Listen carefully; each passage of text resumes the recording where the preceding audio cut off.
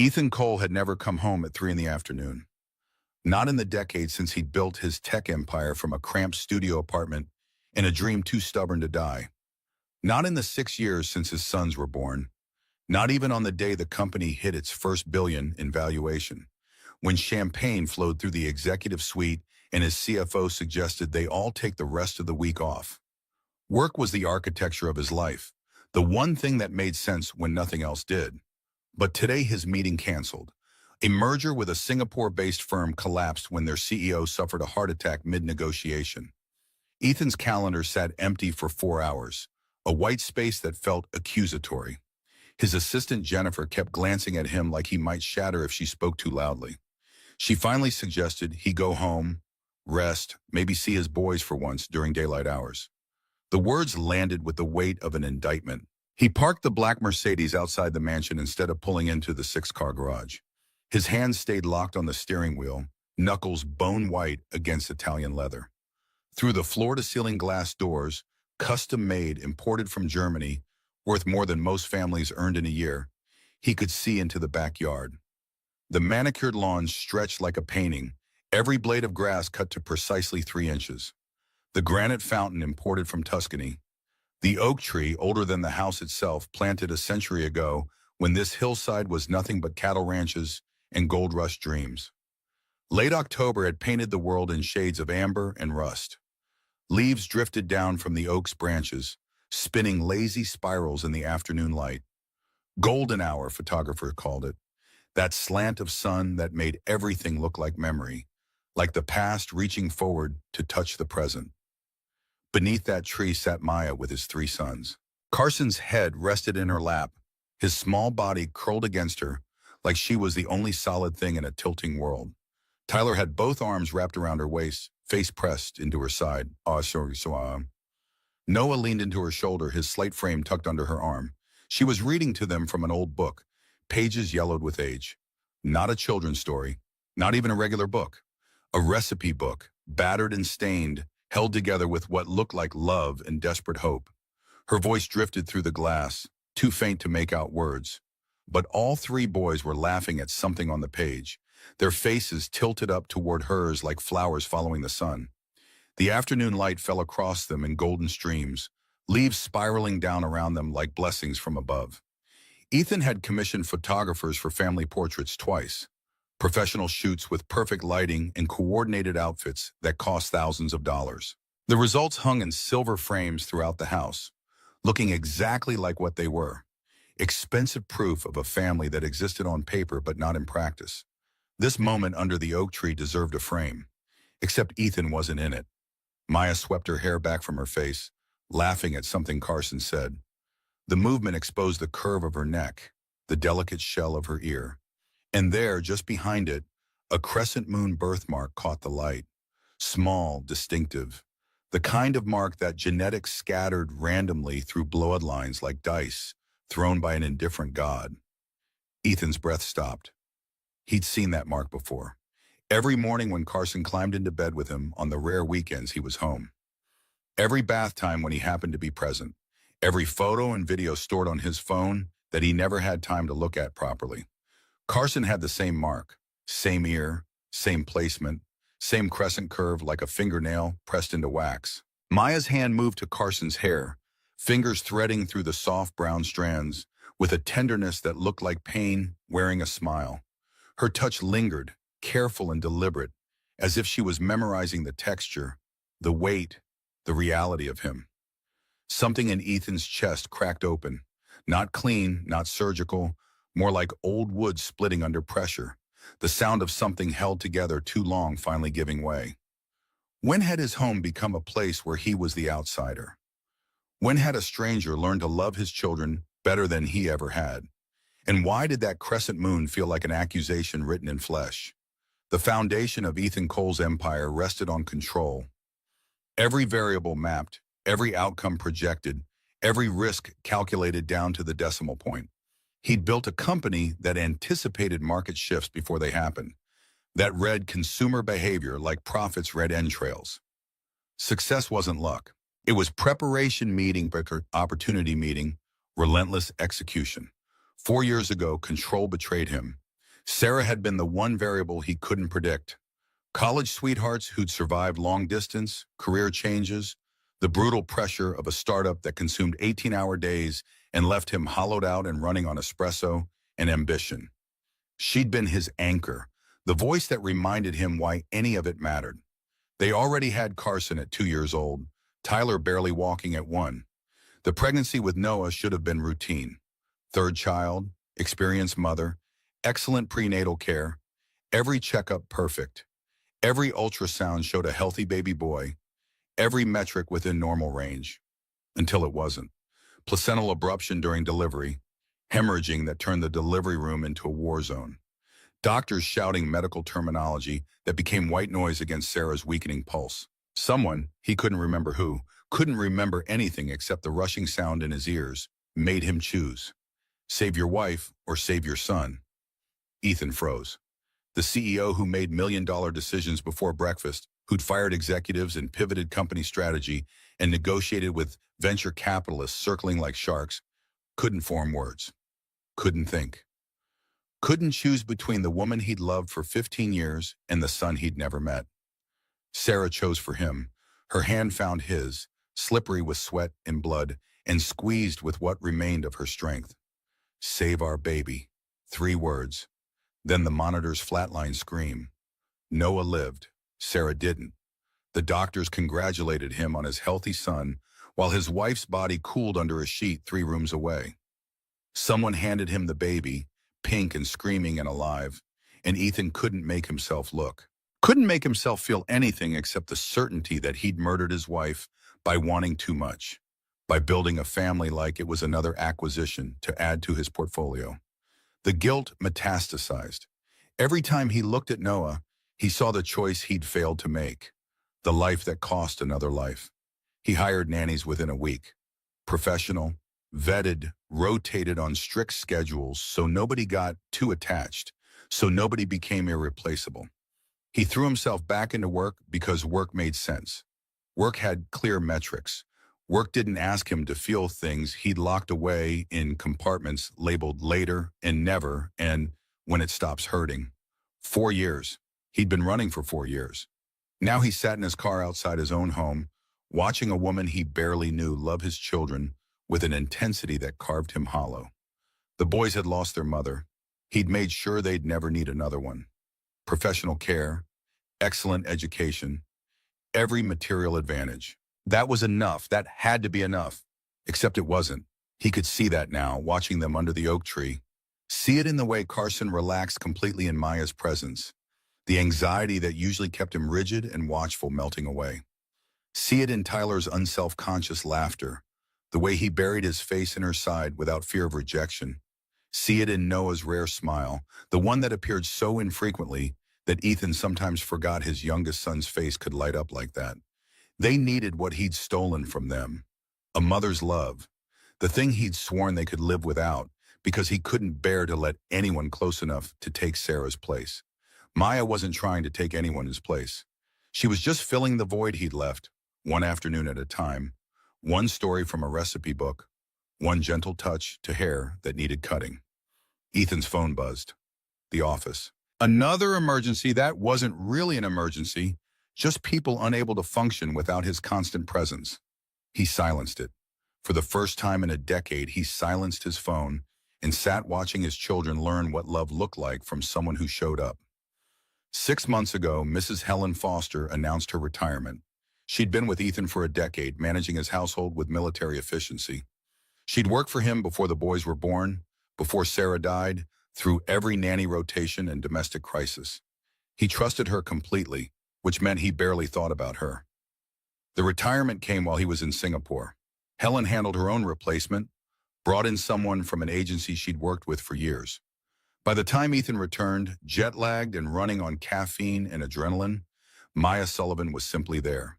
He'd seen her maybe 3 times in 6 months. Always in passing, a glimpse into the hallway, a figure in the kitchen when he came down for coffee at 5 in the morning before the rest of the house woke. They communicated through text messages and notes left on the granite counter. Instructions about the boys' schedules, dietary requirements, upcoming appointments. She followed directions precisely. The house ran smoothly. The boys seemed content. That was all he'd needed to know. Now he needed to know everything. Maya Chen. That was her real name, Helen had mentioned once. Or maybe she'd said Maya Sullivan. Ethan couldn't remember, hadn't been paying attention, had been reading emails while Helen talked. The memory shamed him now. What he did remember, the house started smelling different after Maya arrived. Not the sterile clean of professional services, but something warmer. Cinnamon and vanilla and butter. Fresh bread baking. Cookies cooling on racks. The scent of a home instead of a facility. The boys started talking about meals. Carson would mention the cinnamon rolls on Monday mornings, how Maya let him help roll the dough even though it took twice as long and made 3 times the mess. Tyler described the chocolate chip pancakes shaped like animals, how she'd teach him to flip them without breaking. Noah, who rarely spoke about anything, once drew a picture of apple tarts and labeled it for Miss Maya in careful block letters. Ethan had assumed she was just good at her job. Excellent even. Worth the premium salary he paid without questioning. He'd never looked at her properly. Never wondered about the person behind the efficient execution of her duties. Never asked where she'd learned to bake, or why she read recipe books to children like they were adventure stories, or what put that expression in her eyes when she looked at Carson. The expression he'd just witnessed through the glass. The one that looked like grief and joy braided together so tightly they became indistinguishable. That birthmark, that impossible genetic coincidence. Ethan finally released the steering wheel. Blood rushed back into his fingers, painful and necessary. He needed information. Facts. Data to make sense of the pattern forming in his mind. The one that whispered impossible things about coincidence and fate, and the kind of cosmic joke that would bring a stranger into his home who fit so perfectly that his children bloomed under her care. He pulled out his phone and scrolled to a contact he hadn't used in 2 years. Douglas and Associates, private investigation firm, discreet, thorough, expensive enough that they never asked questions. The call connected on the second ring. I need background on someone. Everything you can find. Go deep. The investigator's voice held no curiosity, no judgment. That was why Ethan paid premium rates. Name? Maya Sullivan, age approximately 28. Employed in my household for 6 months. I want to know everything before that. Employment history, education, family, social media presence, any gaps you can find. Timeline? 1 week. The investigator paused, likely calculating resources and overtime. Then, I'll have something by Thursday. Ethan ended the call and sat in his car, watching the tableau under the oak tree. Maya closed the recipe book and said something that made all 3 boys groan dramatically. Probably time for homework or baths or one of the other domestic rituals that structured their days. She stood, brushing leaves from her jeans, and the boys scrambled up with her. Carson grabbed her hand. Tyler wrapped both arms around her waist, making her stagger and laugh. Noah simply pressed against her side, quiet and constant. They moved toward the house together, a constellation of 4 people who belonged to each other in ways Ethan had never managed to achieve with his own children. He waited until they disappeared inside before getting out of the car. The front door felt foreign under his hand, his own home, his own lock, his own custom-made handle, and it felt like trespassing. Inside, their voices echoed from somewhere deeper in the house. The boys chattering, Maya's lower tones weaving between them. Someone laughed. Tyler probably. He had the loudest laugh. Someone else asked a question. Maya answered with patience that sounded genuine rather than professional. Ethan went upstairs to his office and closed the door. The silence felt safer. He could control silence. His computer hummed to life. The desktop showed a screensaver of the boys from 2 years ago, professionally photographed, coordinated in matching outfits they'd never worn before or since. They looked like strangers playing the part of his sons. Ethan opened a secure folder and pulled up the security camera feeds. He'd installed the system after Sarah died. Paranoia dressed up as caution. Cameras covered every angle of the house except the bedrooms and bathrooms. He could monitor everything from his phone, from his office, from anywhere in the world. He told himself it was for safety. Really, it was because he couldn't bear to be present, so he'd found a way to watch without participating. Now he scrolled back through the footage. 6 months of Maya with his children, playing back in silent, high-definition clarity. The cameras had no audio. He watched her life with his sons like a film with the sound stripped out, every gesture and expression magnified by the absence of words. Morning routines. Maya in the kitchen before sunrise, hands working dough with practiced efficiency. The movements looked meditative, purposeful, the actions of someone who understood that baking was more than following recipes. Carson appeared first, drawn by the smell, climbing onto a stool to watch. She handed him an egg. He cracked it, fumbled, got shell in the mixture. Maya simply smiled and showed him how to fish it out with the other half of the shell. Patience incarnate. Tyler stumbled in next, hair wild from sleep. Maya had pancakes going on the griddle, flipping them with wrist flicks that looked like small magic. She shaped one into a lopsided turtle. Tyler's face lit up. She made another, better this time, something that might have been a dragon. The boy bounced on his toes, vibrating with joy. Noah drifted in last, silent as always. Maya didn't push him to talk, didn't force interaction, just squeezed his shoulder and set out paper and markers so he could draw while she cooked. The boy drew, unbothered by his brother's noise, secure in the knowledge that she'd carved out space for him to exist without performance. Homework sessions. Carson struggled with subtraction, face scrunched in frustration that bordered on tears. Maya didn't lecture or pressure. She pulled out a bag of chocolate chips and demonstrated borrowing with candy, letting him eat the ones they didn't need. The concept clicked. Carson's face transformed, achievement replacing anxiety. Tyler's reading lessons. The boy had trouble focusing, letters jumping and swapping places in ways that made him furious with himself. Maya brought out picture books and let him tell her the story from the illustrations, building confidence before tackling the words. She made mistakes on purpose so he could correct her. Tyler caught everyone, his voice growing stronger with each correction. Noah's quiet afternoons, the youngest son drawing while Maya worked nearby, not hovering, just present. The boy would occasionally hold up a picture for her approval. She'd examine it seriously, commenting on color choices and composition, like he was Picasso showing off a masterpiece. Noah would return to his work, content. But it was the moments between activities that hollowed Ethan out. The casual touches, Maya ruffling Carson's hair as she passed, her hand on Tyler's shoulder, steadying him. The way she'd pull Noah into unexpected hugs, the kind that said, "I see you," louder than words. The way she looked at them, especially Carson. Ethan rewound that footage, watched it frame by frame.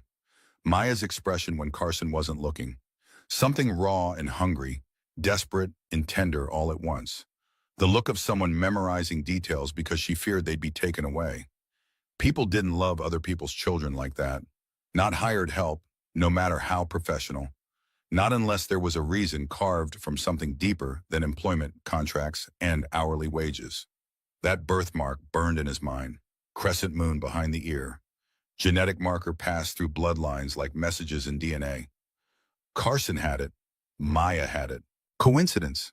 Every instinct Ethan had honed over a decade of business, reading people, spotting patterns, identifying threats before they materialize, screamed that nothing about Maya Sullivan was coincidence. Thursday arrived wrapped in coastal fog. October sliding toward November, the air turning sharp enough to promise winter. Ethan had barely slept for 3 days, running on coffee and the kind of focus that came from fear wearing the mask of productivity. His assistant asked if he was feeling well. His CFO suggested he take a vacation. The board noticed his distraction in their quarterly review and exchanged glances that meant trouble. Let them worry. He had bigger concerns. The call came at 2 in the afternoon. Douglas himself, not an associate. That meant the findings were significant enough to warrant the senior partner's attention. Ethan took it in an empty conference room, 40 stories above San Francisco, looking out at a city he'd conquered but never really seen. "We have a situation, Mr. Cole." Ethan's hand tightened on the phone. "Go on." Maya Sullivan didn't exist before 3 years ago. The employment history is legitimate. References check out. Tax records are clean. But before that, there's nothing. No digital footprint, no previous addresses, no education records matching her stated credentials. She materialized fully formed at age 25. Ethan stared at the skyline, watching fog roll between buildings like smoke. What did you find? The investigator's voice held the studied neutrality of someone delivering bad news professionally. When we dug deeper, we found Maya Chen. No Sullivan, lived in Portland, worked as a waitress while attending Portland State University part-time. Unremarkable life until 6 years ago, when she registered with Elite Reproductive Services. The words hit like bullets, each one finding its mark with surgical precision. Elite Reproductive Services, the agency Ethan had used. The agency that had provided him with 3 anonymous surrogates, 3 separate contracts, 3 sons born at intervals that made sense on his timeline for building a family without the complications of marriage or emotional entanglement. She registered as a gestational surrogate, Douglas continued. 1 pregnancy, 1 successful birth, payment of $80,000. Then she vanished from their records, moved to California, constructed a new identity, eventually became Maya Sullivan. Which child? Ethan's voice came out raw, stripped of the polish he usually wore like armor. Records are sealed, but based on timing, your oldest son. Carson. The conference room tilted. Ethan sat down hard in the nearest chair, phone pressed so tightly to his ear that it ached. Mr. Cole, should I continue? Continue. Ms. Chen had a brother, Michael Chen, 2 years older, diagnosed with glioblastoma, brain cancer, 7 years ago. He underwent surgery and treatment funded by, we can assume, his sister's surrogacy payment. He lived 6 years post-diagnosis. Died 3 months ago at Providence Portland Medical Center. 3 months ago, right around when Maya appeared in Ethan's household, hired by Helen Foster, sliding into his life like she'd been waiting for an opening. How did she find us? That's unclear. But hospital records show Michael Chen was in and out of Providence, Portland extensively. They have a pediatric wing. If you or your sons were there for any reason, it's possible she recognized you. Or the boys. The report shows she was at the hospital the week before she moved to California. Timeline matches when you would have been visiting your pediatrician for routine checkups. Cosmic coincidence or cosmic joke? Ethan couldn't decide which was worse. Is there anything else I should know? Douglas paused, the kind of silence that preceded revelations better delivered face to face. She changed her name legally 3 years ago, filed in Alameda County. Maya Chen became Maya Sullivan.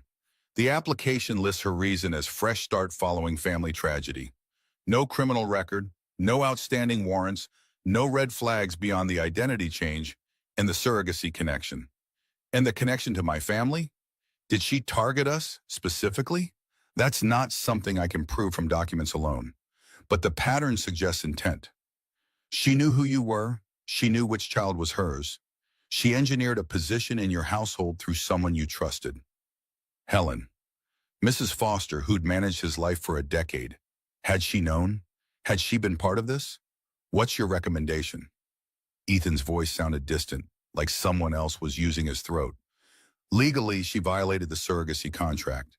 Those agreements explicitly prohibit future contact. You could pursue action through the agency, possibly involve law enforcement for fraud related to the false identity. But, Mr. Cole, but? The investigator's voice softened almost imperceptibly. Your sons appear to be thriving under her care. Any action you take will disrupt their lives significantly. Sometimes the legal response isn't the correct response. Ethan ended the call without reply. The conference room felt like a cage. Glass walls looking out at freedom he'd spent years building but never enjoying. Carson was hers. The boy who'd lost his mother before he took his first breath. The boy Ethan had held exactly once in the hospital, squirming and new, before handing him to a nurse because looking at him hurt too much. The boy a woman had carried for 9 months, felt move inside her, delivered and held for 30 seconds before contracts and cash and clinical detachment stripped her of every right to call him hers. And she'd found her way back. Created a new identity, infiltrated his household, inserted herself into his son's lives with the precision of someone executing a long-planned operation. The rage came first, clean and simple. Betrayal, deception, violation of every boundary that protected his family from chaos and unpredictability. But underneath, something more complicated twisted. Maya had given his son something he couldn't. Presence, joy. The kind of uncomplicated love that didn't need legal documents or blood tests to validate itself. If he fired her, Carson would be devastated. Tyler would cry. Noah might stop speaking entirely, retreating into the silence that swallowed him whenever the world proved too much. If he kept her, he'd be complicit in her deception, living with the knowledge that his oldest son's biological mother was under his roof every day, loving the child she'd sold, playing a role that should have been Sarah's but never would be. Ethan drove home in rush hour traffic, barely seeing the roads. Other cars were obstacles to navigate around, problems to solve with turn signals and lane changes. He made it to the house by 5:30, earlier than he'd been home in years. The smell hit him first. Garlic and herbs, something baking that involved butter and flour and care. Real cooking, not the prepared meals previous housekeepers had arranged on plates with garnishes that looked pretty and tasted like cardboard. He followed the scent to the kitchen. Maya stood at the stove, wooden spoon in hand, teaching Tyler how to stir without splashing. Noah sat at the table arranging napkins and silverware in careful geometric patterns. Carson leaned against Maya's side, chattering about something that happened at school, his voice rising and falling with the cadence of a child who knew the adult listening actually cared about the answer. The domestic scene was so thoroughly normal that Ethan forgot for a moment why he was there. It looked like a family. It looked like home. Then Maya glanced up and saw him. All the color drained from her face. The wooden spoon clattered to the stovetop, sauce splattering. Her eyes met his, and in that instant of contact, Ethan saw recognition, fear, the understanding that he knew. She knew that he knew. Somehow, without words, the truth stretched between them like a wire pulled taut. "Mr. Cole," her voice came out steady despite the tremor in her hands. "I didn't expect you home so early." Ethan kept his voice level, controlled, the businessman negotiating a hostile takeover. "I need to speak with you. Boys, go wash up for dinner." "But Dad," Carson started. "Now please." The boys heard something in his tone that killed their protests. They filed out, casting worried glances over their shoulders. Carson lingered longest, looking between Ethan and Maya like he was trying to solve an equation with missing variables. The kitchen fell silent except for the sauce bubbling on the stove. Maya turned off the burner and faced him. Her shoulders squared, chin lifted, preparing for battle. But underneath the defiance, that fear remained. The kind that came from knowing you were about to lose everything. "Not here," Ethan's voice dropped lower. "My office, after they're asleep." Maya nodded once, sharp and military. "I'll put them to bed. I'll do it." The words surprised them both. "I'll put them to bed tonight." Ethan had forgotten what his children's bedtime routine looked like. Or maybe he'd never known. The nannies handled it, the rotating cast of professionals who clocked in and out on strict schedules. He signed the checks and assumed it was handled. Now he stood in Carson's room, the oldest boy in pajamas covered in dinosaurs that were probably too young for a 6-year-old, but that Carson loved anyway, and realized he had no idea what came next. "Story?" Carson suggested hopefully. "Miss Maya usually reads 3. "One tonight," Ethan said, hearing how that sounded even as he said it. Stingy, inadequate. But Carson negotiated like a tiny lawyer. 2 in a song? They settled on 2 stories. No song. Ethan read from a book about dragons that Carson had apparently memorized, because the boy corrected his pronunciation twice and questioned his interpretation of the dragon's motivations. "You sound different when you read, Dad." "Different how?" Miss Maya makes voices. "You just read words." The observation landed like criticism, accurate and damning. Ethan finished the second story, kissed Carson's forehead, when had he last done that, and moved to Tyler's room. Tyler refused to wear his pajama bottoms, insisted on sleeping in his soccer uniform, then made getting into bed some kind of game with rules Ethan didn't understand. They ended up in a water fight during toothbrushing that left both of them soaked and Tyler giggling. In Noah's room, the youngest son was already in bed, watching Ethan with those solemn eyes that saw too much.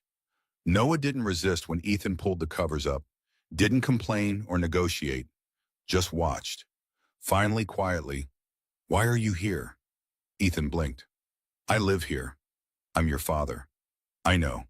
Noah's voice was barely above a whisper. "But why are you here?" The question carved through pretense and excuses.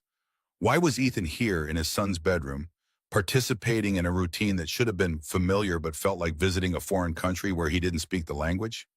Because I should have been here all along. Noah considered this. Then, is Miss Maya leaving? No. The word came out too fast, too desperate. Then, more carefully, I hope not. The boy nodded and closed his eyes, accepting this the way he accepted everything, with a resignation that hurt to witness. Ethan made it downstairs by 9:30, exhausted in ways that board meetings and hostile negotiations never achieved. Parenting was harder than running a company. The variables were human, unpredictable, armed with questions he couldn't answer and needs he barely understood. Maya had cleaned the kitchen. Coffee sat in the pot, 2 mugs beside it.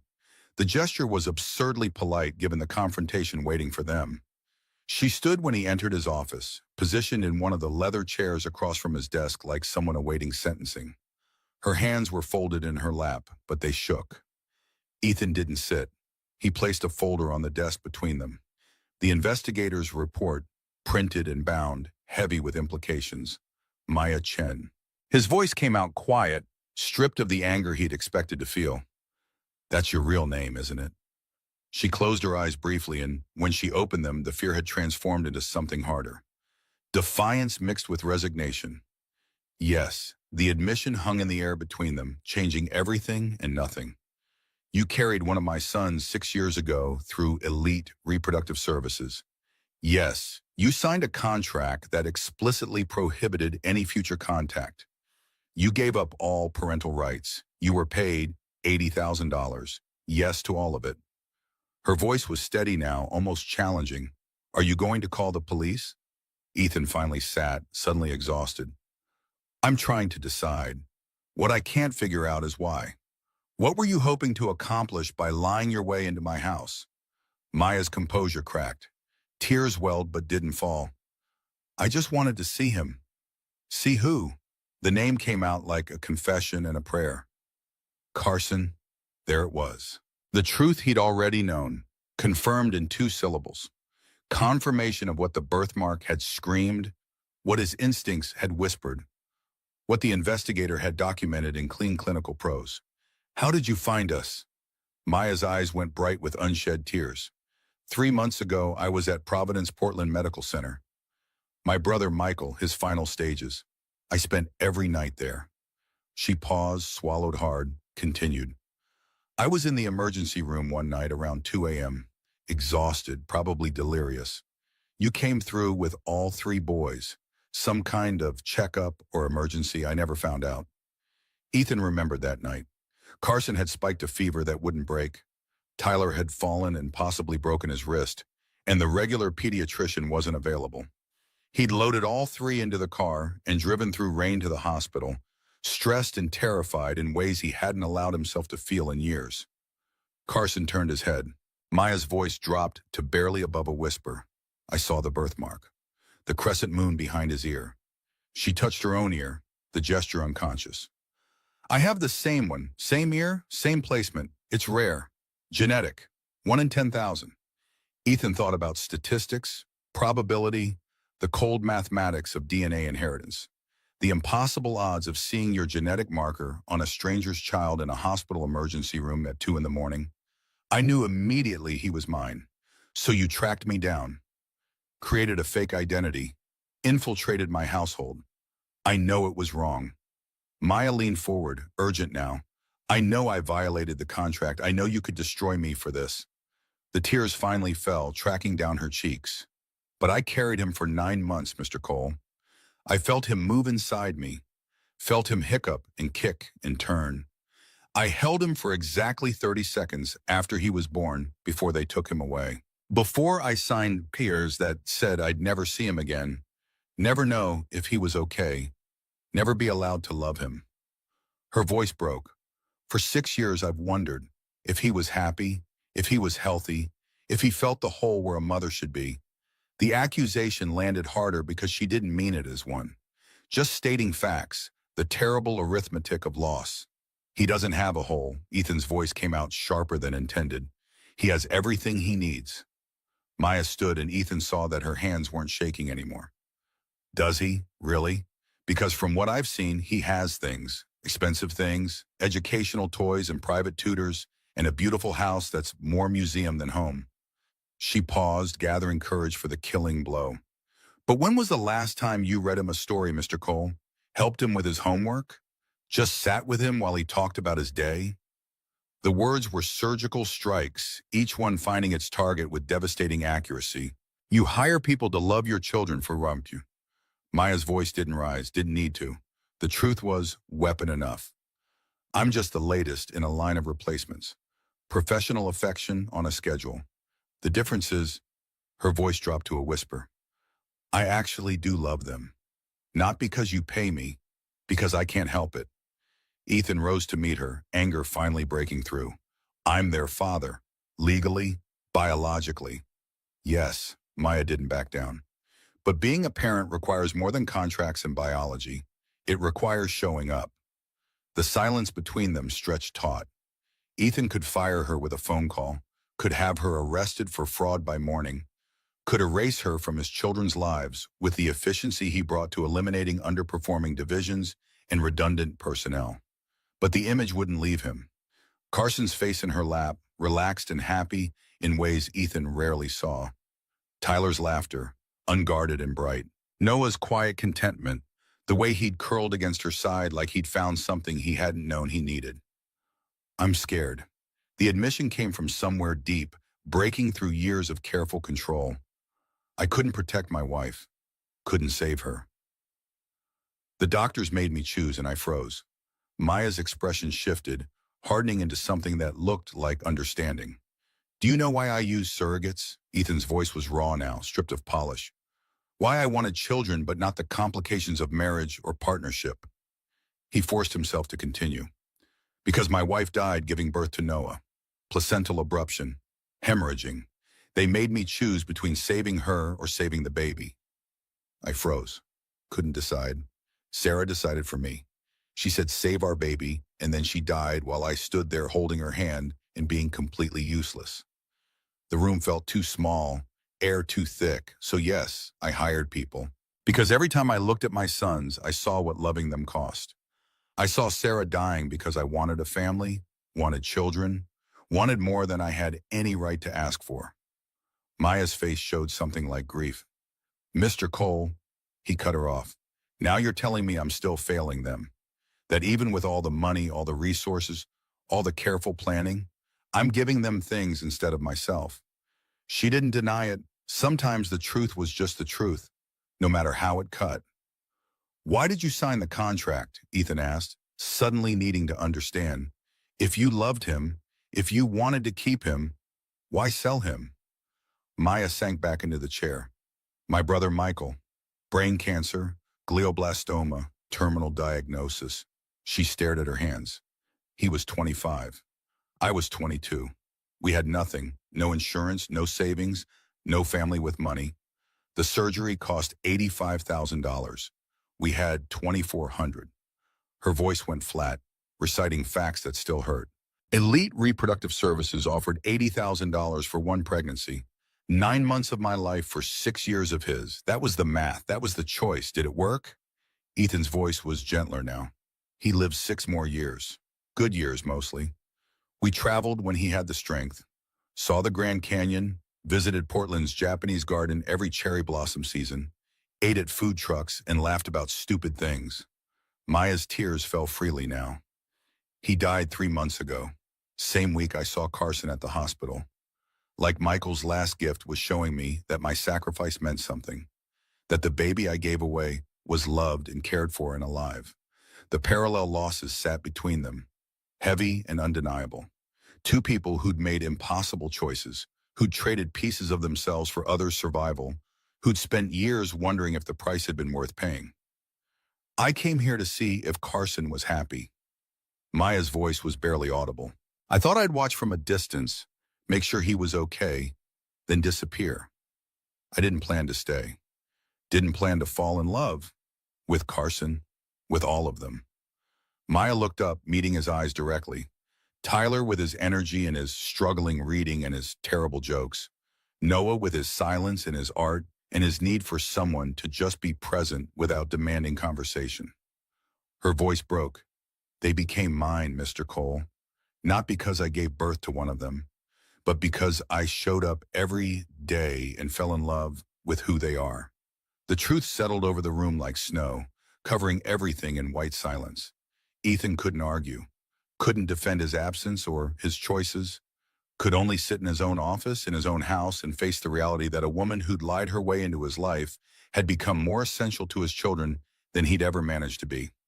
If I fire you, they'll be devastated. I know. If I keep you, I'm complicit in fraud. I know. If I report you to the agency, you'll be destroyed financially, possibly face criminal charges. Maya nodded. I know that too. Ethan leaned back in his chair, staring at the ceiling. Do you want Carson back? Legally? Is that what this is about? No. The answer came fast and firm. He's yours. You're raising him. He calls you dad. I couldn't take that from him or from you. Then what do you want? Maya was quiet for so long Ethan thought she wouldn't answer. When she finally spoke, her voice was small. I don't know anymore. I thought I knew when I came here. I thought I could watch from a distance, be satisfied with glimpses. She wiped her eyes, but then I started taking care of them, started teaching them and feeding them and loving them, and now I don't know how to leave. But I also don't know how to stay. The admission hung between them, honest and raw. Two people who didn't know what they were doing, trying to navigate terrain with no map and no guide. Ethan heard himself say the words before he'd fully formed the thought. I don't know what to do. It was possibly the first time in his adult life he'd admitted uncertainty out loud. The CEO who always had answers, who projected confidence like armor, admitting he was lost. Maya looked at him with something like recognition. I don't either. They sat in silence while coffee cooled in untouched mugs and snow began to fall outside the window. Somewhere above them, three boys slept, unaware their world was reorganizing itself around truths too complicated for simple resolutions. The question remained, unanswered and unanswerable in the space of one night. How do you build a family from broken pieces? How do you love children you don't know how to reach? How do you forgive deceptions born from desperation? How do you move forward when every path leads through pain? Ethan didn't have answers, neither did Maya.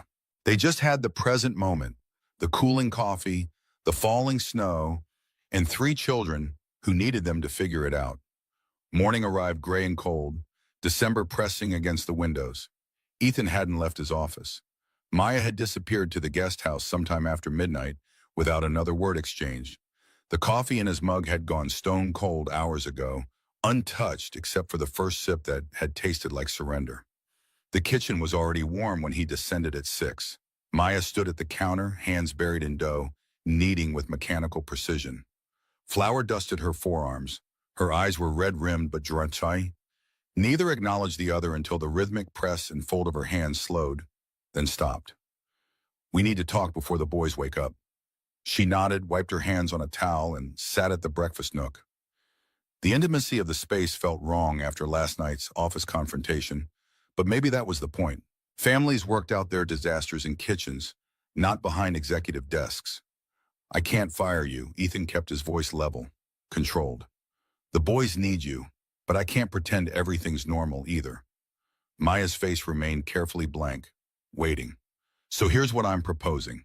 A deal. Not employment, something else. She finally looked up, wary. What kind of deal? The words came faster than he'd planned, like he'd been rehearsing them all night. No more lies. You use your real name, real history, everything on record. You're not his mother legally. Carson is mine.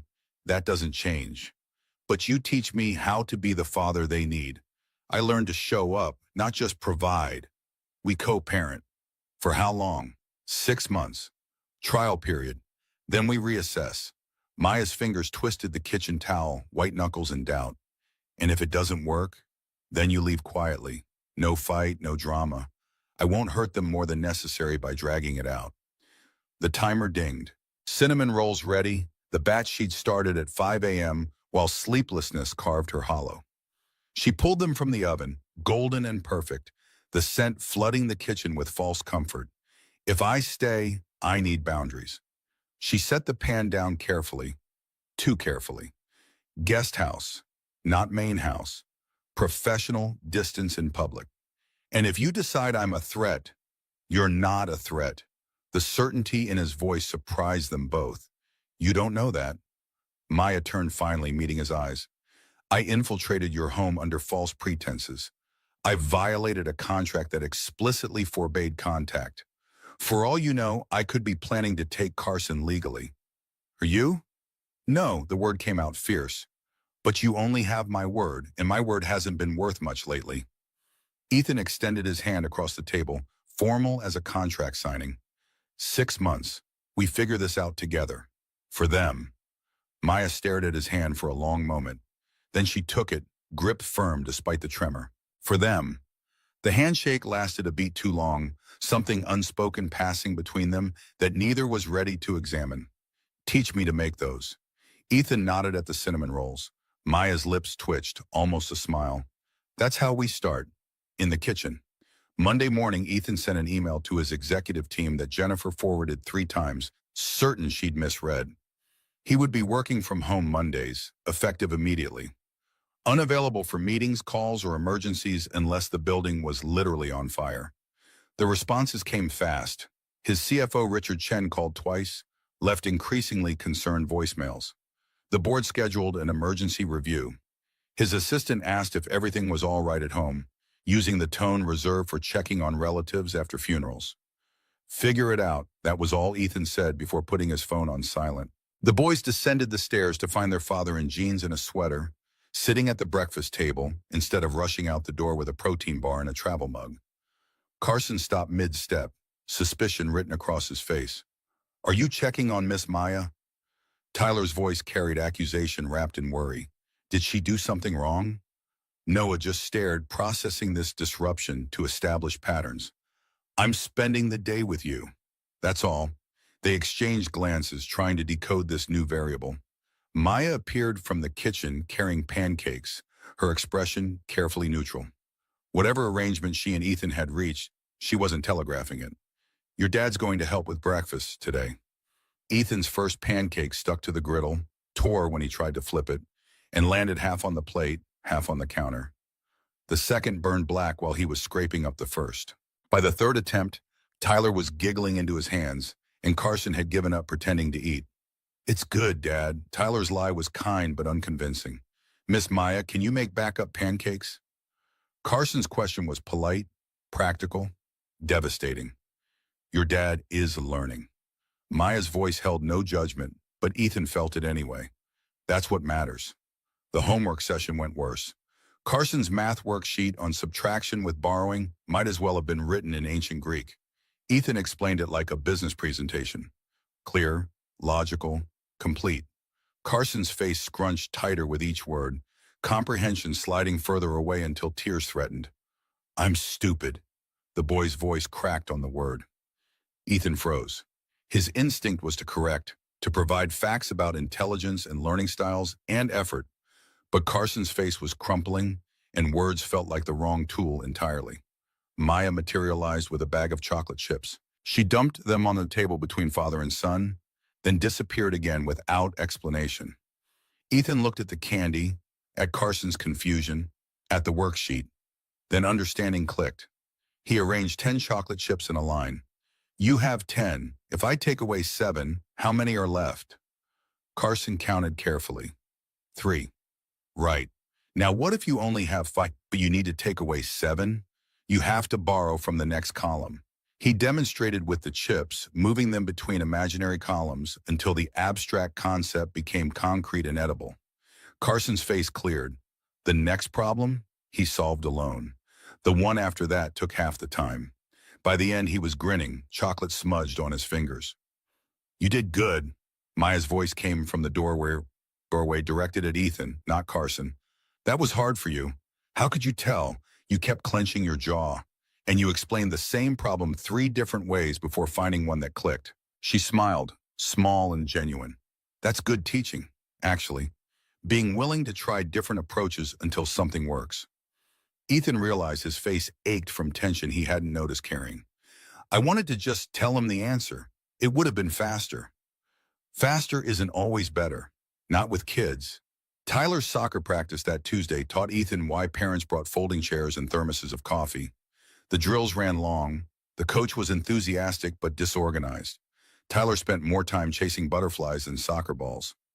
Other parents chatted about carpools and classroom politics and upcoming bake sales, the casual intimacy of people who saw each other twice a week and actually knew each other's names. First time here? A man in a worn Stanford hoodie extended his hand. Mike Warren. My daughter's the one attempting a cartwheel instead of defense drills. Ethan Cole. My son's the one currently investigating that anthill. Mike laughed. They'll get it eventually. You just transferred in? Haven't seen you before. The truth sat heavy. I've been busy. Work. Mike nodded without judgment. Yeah, I used to miss everything. Then my company downsized and suddenly I had all the time in the world. Turned out my kid barely knew me. He took a long drink from his thermos. Best thing that ever happened to us. Getting fired. Terrible at the time. Humiliating. But now I know which princess is Riley's favorite and that she puts ranch dressing on everything, including oatmeal. Tyler scored an accidental goal mostly because the ball bounced off his shin while he was waving at Ethan. The boy's face lit up like he'd won the World Cup. He sprinted to the sideline. Dad, did you see? Ethan's chest constricted with something that felt like regret and hope braided together. I saw. That was great. It was an accident. Tyler was honest to a fault. But I'm still counting it. Counts in my book. The boy ran back to the field, energy barely contained in a small frame. Mike Warren watched with the knowing expression of someone who traveled this road already. Stick with it. They grow up fast. Miss enough and you blink and they're gone. December brought rain that hammered the windows and turned the backyard into a marsh.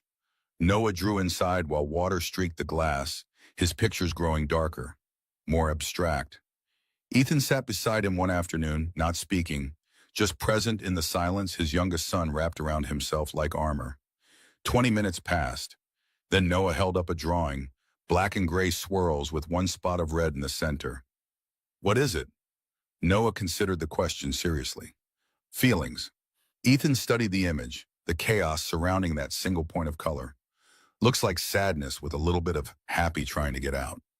The boy blinked, surprised at being understood. He set down that drawing and started another, this time with blue breaking through the gray. Dad? Noah's voice barely registered above the rain. Yeah, buddy. Why did Mom die? The question Ethan had avoided for 4 years, delivered in a 4-year-old's guileless tone. Other parents probably had good answers prepared, therapeutic frameworks, and age-appropriate explanations. Ethan just had truth. Because she loved you so much, she was willing to die so you could live. The doctors said they could only save one of you. She chose you. Noah's crayon paused mid-stroke. That's sad. Yes, but it's also the most beautiful thing I know. The boy resumed coloring, processing this information the way he processed everything, quietly and internally. After another few minutes, I wish I could have met her. Me too, Ethan's throat tightened. She would have loved you. All of you. Miss Maya loves us. The observation wasn't a question, didn't demand response, just a fact presented for consideration. Ethan found himself nodding. She does. Do you love her? Children's questions were guided missiles, detonating where you least expected.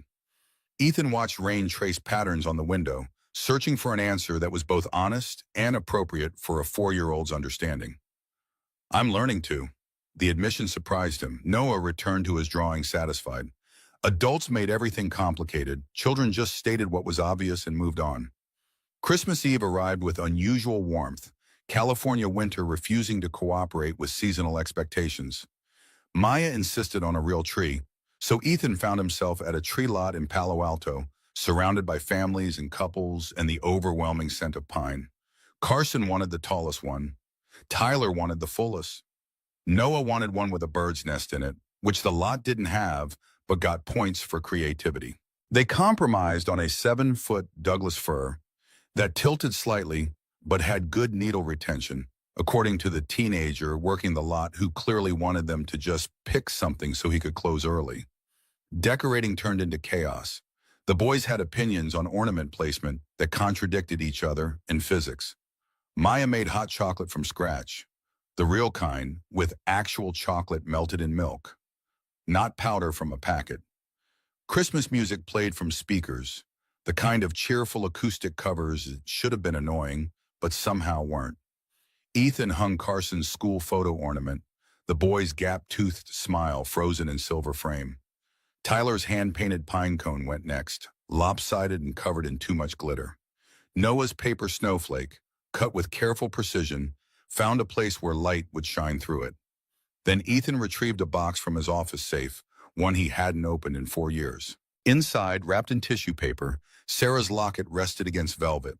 Silver, delicate, a photo of 2-year-old Carson tucked inside before Noah was even conceived. His hands shook, opening the clasp. "What's that?" Carson's curiosity overcame caution. "Your mother's." Ethan's voice came out rougher than intended. "She wore it every day. I thought, it belongs on the tree, where you can see it." He hung it carefully, the weight of it disproportionate to its size. The boys gathered around, staring at this artifact from a woman they barely remembered or never knew. "Is that my mom?" Carson touched it gently, like it might break. "Yes, she loved you very much." Maya stood in the doorway, witnessing this without intruding. Her eyes were bright, understanding the significance without needing explanation. She mouthed 2 words. "Thank you." Christmas morning, Carson woke the house at 5:30, thundering down the stairs, with Tyler close behind and Noah trailing at a more cautious pace. Ethan was already awake, had been since 4, sitting in the living room watching the tree lights and wondering when his life had become something he wanted to be present for. The boys stopped at the guest house door, uncertain. Maya lived there, technically separate, technically not family, despite spending every waking hour with them. "Go get her." Ethan's voice carried no hesitation. "She's part of this." Carson sprinted. Tyler followed.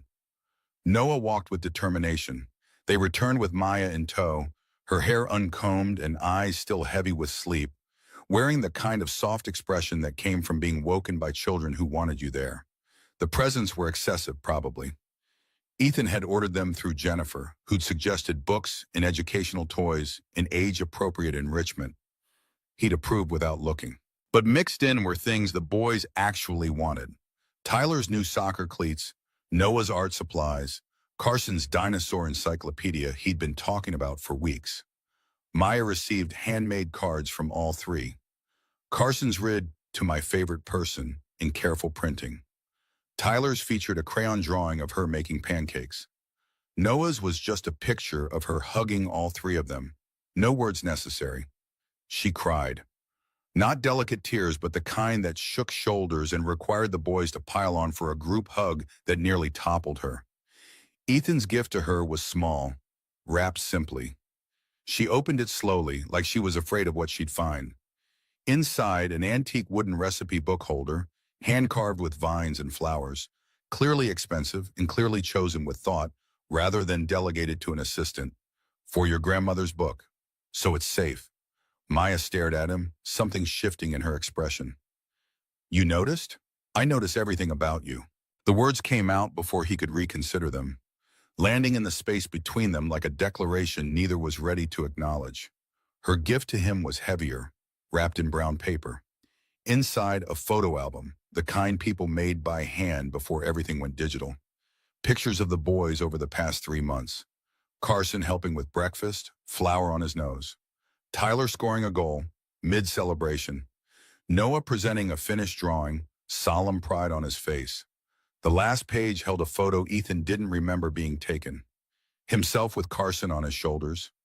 Tyler and Noah hanging off his arms, all 4 of them laughing at something outside the frame. Maya must have captured it one afternoon when he wasn't performing fatherhood, just living it. "Your family." Her voice was quiet. "Don't forget them again." Ethan couldn't speak around the obstruction in his throat, just nodded and set the album down carefully, like it might shatter. The new year arrived without fanfare. January meant board meetings and quarterly reviews and the annual performance evaluation that Ethan had been dreading. His CFO, Richard Chen, opened with numbers. Revenue up 3%, development pipeline strong, market share holding steady. All good news. Then Richard pivoted. Your hours are down 45% since October. Key deals have stalled because you weren't available for critical negotiations. The Singapore merger collapsed and you didn't pursue alternatives. Other executives shifted uncomfortably. Ethan had built this company through force of will and relentless focus. Seeing him pull back felt like watching a foundation crack. I'm restructuring my priorities. Ethan kept his voice level. Your priority is this company. Richard's frustration finally broke through. You built it. You are the reason we're successful. You can't just check out. I'm not checking out. I'm creating balance. Balance? Richard leaned forward, dropping any pretense of politeness. This company requires 100%. Your contract says that. Your equity stake demands it. You don't get to play part-time CEO because you suddenly decided to be super dad. The accusation hung in the air. Ethan looked around the table at faces that ranged from concerned to openly hostile. These people had made millions because of his focus, his dedication, his willingness to sacrifice everything for success. Now he was asking them to accept less, and they weren't adapting well. My children need me. The simple statement sounded weak even to his own ears. Hire better help. Richard's solution was immediate, practical, missing the point entirely. You're a billionaire. Pay someone to handle the domestic stuff. I tried that for 6 years, didn't work. Then try harder. Richard stood, signaling the meeting's end. We have an emergency board vote scheduled for next month. Get your priorities straight before then, or we'll make the decision for you. The implicit threat was clear. They could remove him. Unlikely, given his majority stake, but they could make his life miserable enough that stepping down seemed preferable to fighting. Ethan drove home in rush-hour traffic, knuckles white on the steering wheel. He'd built the company to prove something, that he could succeed without emotional entanglement, that control was more valuable than connection.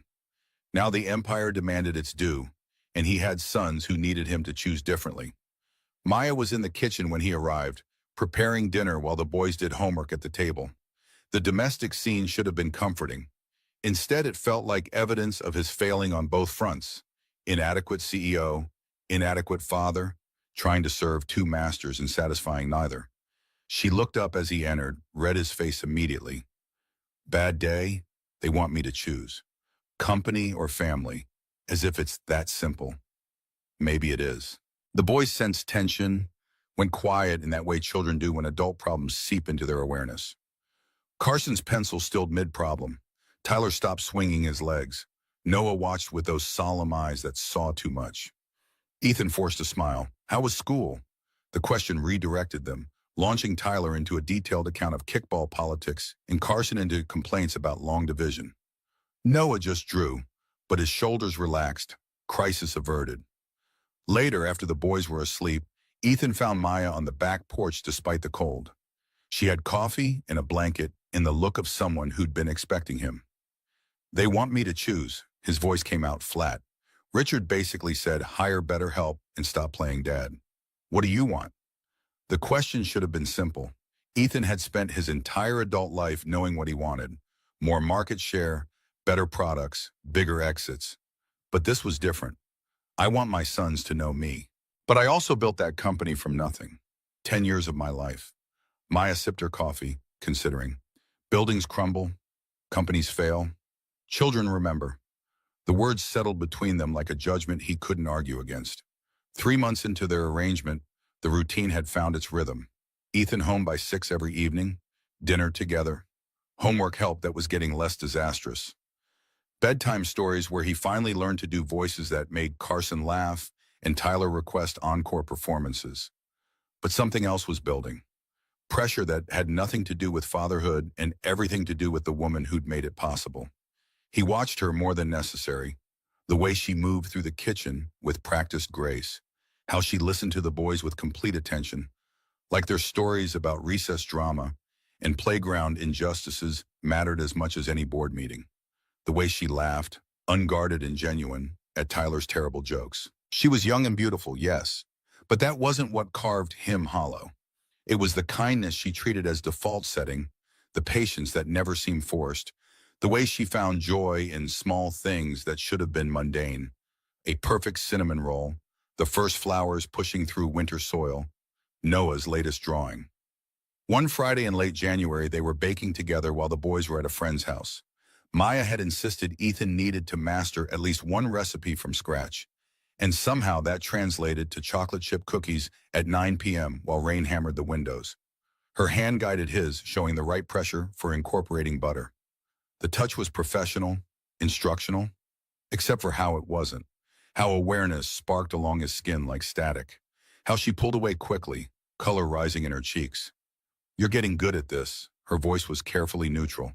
"The fatherhood thing. I have a good teacher." They both know he wasn't talking about cookie technique. The timer dinged. Maya moved to check the oven, giving herself distance. When she returned, her expression had shuddered into something more guarded. 6 months is almost half over. "Yeah, have you thought about what happens then?" "Every day." The admission came easier than it should.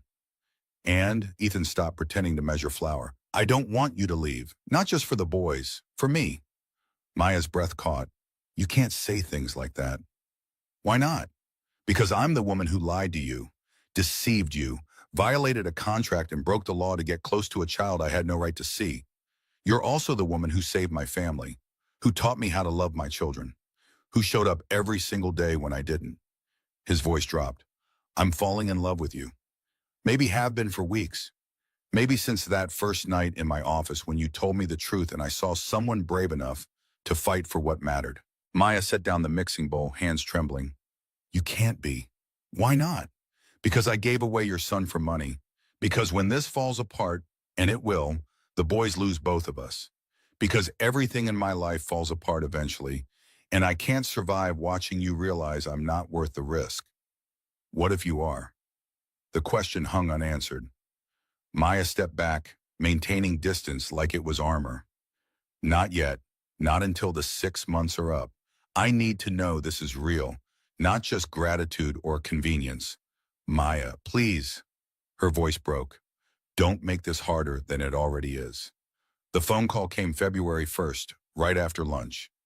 Ethan was in a video conference when his personal line lit up with a number he didn't recognize. He almost let it go to voicemail, but something made him answer. "Mr. Cole." The voice was crisp, professional, carried the authority of expensive legal representation. "This is Attorney Morrison from Elite Reproductive Services Legal Department. We need to discuss Maya Chen." Ethan's blood went cold. He muted the video conference, turned away from the camera. "What about her?" "We've received information that Ms. Chen is currently in your employ, despite contractual obligations prohibiting any future contact. We have photographic evidence placing her at your residence, interacting with your children, specifically the child she carried 6 years ago. The investigator, or someone else." "Did it matter?" Morrison continued, relentless. "This constitutes major breach of contract. We take confidentiality agreements seriously, Mr. Cole. Our business model depends on surrogates understanding that surrendered parental rights are permanent. What do you want?" "Mrs. Chen must be terminated immediately. You will sign an affidavit confirming no ongoing relationship. We're seeking $500,000 in damages from her for breach. And if you knowingly employed her despite her identity, we'll pursue action against you as well." The threat landed like a physical blow. "You have 48 hours to comply. After that, we file with family court and report to social services for investigation into household stability and appropriateness of care." The call ended. Ethan sat frozen while his video conference continued without him. Colleagues speaking in muted voices about quarterly projections and market analysis, everything that used to matter and suddenly didn't. He drove home in daylight, abandoning the office without explanation. Jennifer called twice. He ignored her. Richard sent texts questioning his priorities. He ignored those too. Maya was in the kitchen, baking with the frantic energy of someone using work to quiet anxiety. The counter was covered. Cinnamon rolls, cookies, bread, pastries in various stages of completion. She looked up when he entered, and her face confirmed she somehow already knew. Elite Reproductive Services called. His voice was hollow. "They know you're here. 48 hours to fire you or they file suit. 500,000 in damages. Social services investigation." Maya set down her rolling pin with careful precision. "This is my fault. We'll fight it." No, she was already moving, pulling off her apron. I'll leave tonight. Go back to Portland. You'll tell them I deceived you completely, that you had no idea. I'm not letting you take the fall alone. You don't have a choice. Maya's voice was fierce. They can destroy you. Take the boys. I won't let that happen because of my mistake. You're not a mistake.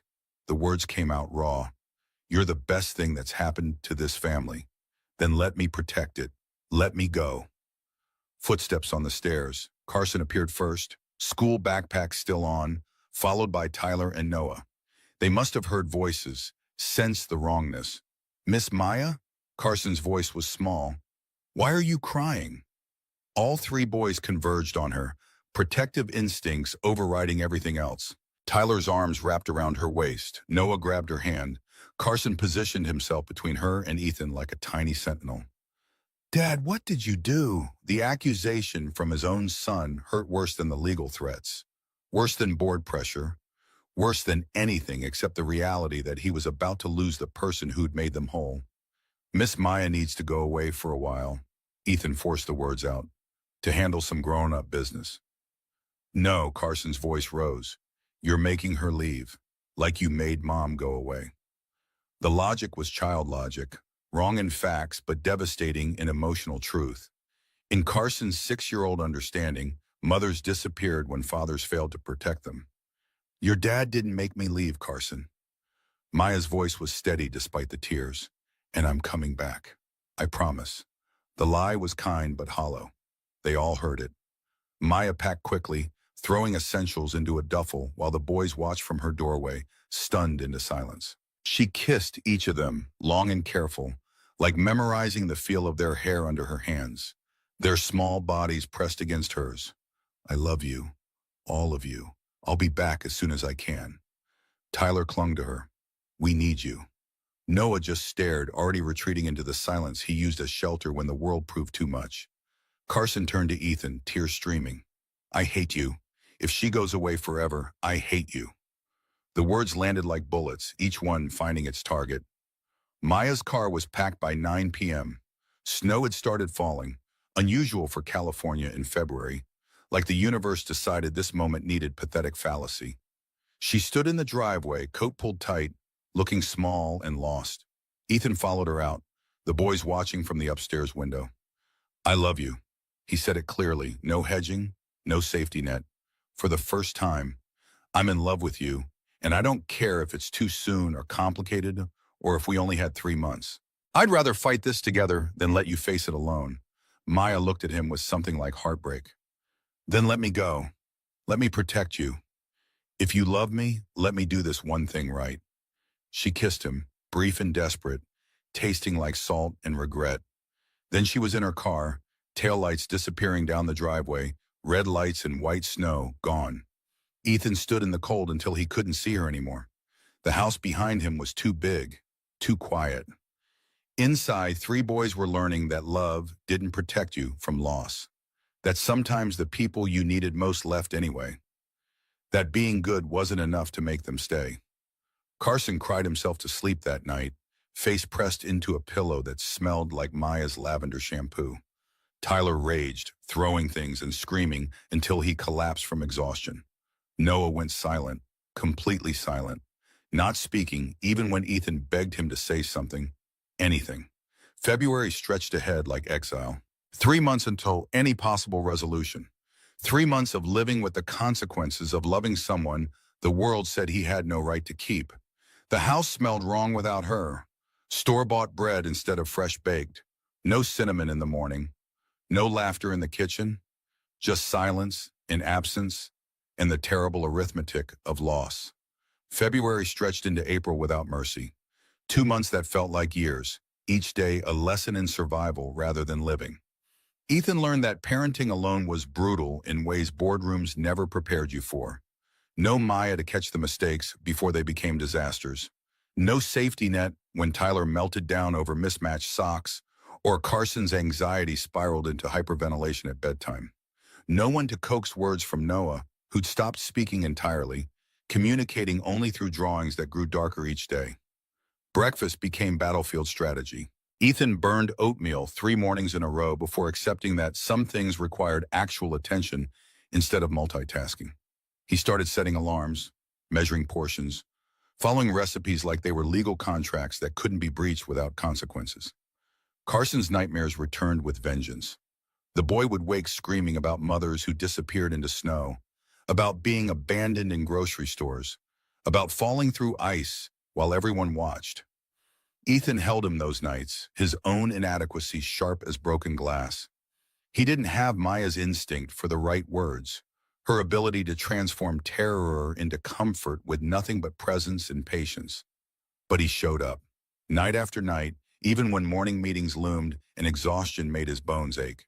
He showed up because that's what she'd taught him mattered. Tyler's reading regressed.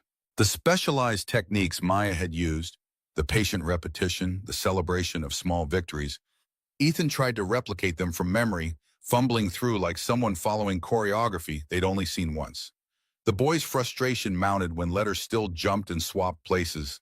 When his father couldn't make the magic work the way she had, we'll figure it out together. Ethan heard himself echo her words, inadequate copies of the real thing. We just need more practice. Tyler threw the book across the room. It's not the same. You're trying, but you're not her. The truth of it stung worse because the boy wasn't being cruel, just honest. Noah's silence was worst of all. 6 weeks without a single word, the youngest building walls that no amount of coaxing could breach. He drew compulsively, pictures of 4 figures that became 3, houses with empty windows, trees stripped bare. When Ethan tried to engage, Noah would simply hand him another drawing and return to his work, locked in a world where words were insufficient for expressing loss. The school counselor called. All 3 boys are showing signs of significant emotional distress. Carson's having panic attacks during class. Tyler got in a fight, completely out of character. Noah hasn't spoken to anyone in weeks. What's going on at home? Family emergency. Ethan's explanation was vague, deliberately so. We're working through it. These children need stability, Mr. Cole. Whatever's happening, they need consistency and support, professional help if necessary. He hired a child therapist. Dr. Rebecca Martinez came highly recommended, specialized in childhood trauma and attachment. She met with each boy separately, then requested a session with Ethan. They're grieving. Her assessment was clinical, compassionate. Someone important disappeared from their lives suddenly. That registers as abandonment, regardless of adult reasons. She'll come back. Ethan said it like conviction could make it true. Do you believe that? I have to. Dr. Martinez leaned forward, professional distance softening. What they need isn't certainty about the future. It's security in the present. They need to know you're not going anywhere. That even if everyone else leaves, you'll stay. The words carved through his defenses. For 4 years after Sarah's death, he'd been emotionally absent while physically present. Now he was physically present, but the boys still felt abandoned because they'd lost the person who had actually shown up for them. I'm trying. The admission felt like failure. Trying is enough. Keep showing up. Eventually they'll trust it. The lawyer Jennifer Park had recommended was formidable in the way California litigators were. Designer suit, perfect highlights, a smile that promised she'd eviscerate opposing counsel while maintaining impeccable professionalism. She listened to Ethan's explanation without interrupting, taking notes in shorthand that looked like its own language. The contract is enforceable. Her assessment was blunt. Ms. Chen signed away all rights, agreed to no contact, received substantial compensation. Elite Reproductive Services has precedent on their side. But there are angles. The contract was signed under duress, dying brother, medical emergency, financial desperation. 22 years old with no legal representation reviewing the terms. We can argue it was unconscionable, exploitative of someone vulnerable. She flipped through documents. More importantly, we argue best interest of the children. They're thriving with her, declining without her. We document that improvement, then the regression. Make the case that removing her permanently damages them. What about the social services investigation? That's our biggest problem. If they determine the household is unstable or that Miss Chen poses a risk, they can recommend removal of the children from your custody pending review. Jennifer met his eyes. We need to show you're fit. She's beneficial. and together you provide better care than either could separately. We need witnesses, documentation, evidence that this unconventional arrangement serves the children better than conventional alternatives. Ethan started making calls. The pediatrician who'd been seeing the boys since birth agreed to review records, provide testimony about their health trajectory. Principal Rodriguez from the private academy where Carson and Tyler attended pulled files showing academic and behavioral changes correlating with Maya's arrival and subsequent departure. The soccer coach remembered Ethan from that first practice. Heard you're going through something. Tyler's a good kid. Whatever you need, I'll testify. Dr. Martinez compiled psychological evaluations. All three children demonstrate secure attachment to both Mr. Cole and Ms. Chen. Separation has caused measurable trauma. Reunion would likely restore stability. The most unexpected call came from Mrs. Helen Foster. The former housekeeper who'd brought Maya into their lives reached out after 3 weeks of radio silence. I need to talk to you about Maya Chen. Her voice carried no preamble. I knew who she was when I hired her. Ethan's grip tightened on the phone. You knew? She came to me 3 years ago, found me through my sister who works in Portland Social Services. She discovered your name somehow, wanted information about you and the boys. I told her that was inappropriate, that I couldn't violate your privacy. Helen paused, choosing words carefully. But I also saw a mother desperate to know if her sacrifice meant something. So I made a different offer. If a position opened in your household, I'd recommend her. No promises, no guarantees, just a chance. Why would you do that? Because those boys needed a mother, and you needed someone who understood that parenting isn't a job, it's a calling. Maya had that. I could see it in how she talked about Carson, the son she'd never met but couldn't stop wondering about. Helen's voice firmed. I'll testify to all of it. My actions, my reasoning, my observation of the results. Whatever helps, you could be liable for conspiracy, facilitating contract violation. Then I'm liable. Some things matter more than legal liability. Portland looked exactly as Maya remembered. Gray skies that leaked rain more often than not, food carts on every corner, the scent of coffee and hops, impossibility that had always felt like coming home. Except now, everything was tinged with absence. Her old studio apartment had been rented to someone else. Her friend's couch was temporary refuge, not salvation. The bakery on Hawthorne hired her without question. Morning shift, minimum wage, hands in dough before sunrise. The work was meditative, requiring attention that left no room for the thoughts that spiraled when she was idle. Knead, shape, proof, bake. Repeat until your hands ached and your mind went quiet. But nights were brutal. 8 weeks in Portland felt like exile. She'd pull out her phone, scroll through the few photos she'd taken of the boys when they weren't looking. Carson helping with breakfast, flour dusting his nose. Tyler mid-laugh, face split with joy. Noah presenting a drawing, solemn pride in his posture. She'd drafted 1,000 texts to Ethan and deleted them all. The lawyer had been explicit. No contact. Nothing that could be construed as attempting to maintain a relationship with the children in violation of court orders. The therapist her friend recommended specialized in birth trauma and relinquishment.